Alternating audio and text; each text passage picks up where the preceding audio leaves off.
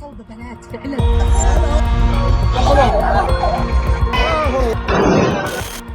وثق تقرير حقوقي صادر عن الشبكة اليمنية للحقوق والحريات ارتكاب 832 انتهاكا جسيما في محافظة حضرموت شرقي اليمن خلال الفترة من الأول من ديسمبر 2025 وحتى الأول من يناير 2026 ارتكبت بقصد جنائي مكتمل الأركان.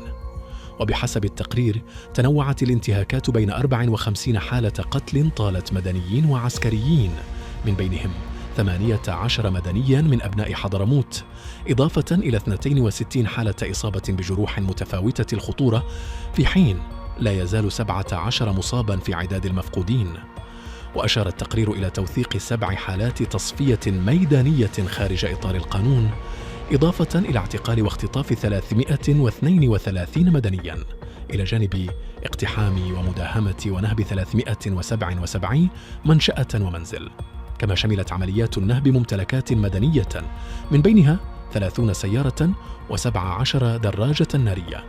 كما وثقت الشبكة تهجيرا قسريا لنحو 5600 أسرة نتيجة العمليات المسلحة التي نفذتها قوات المجلس الانتقالي، وهو ما يعد انتهاكا خطيرا لحظر التهجير القسري، وينذر بتداعيات إنسانية واسعة النطاق على السكان المدنيين في المحافظة.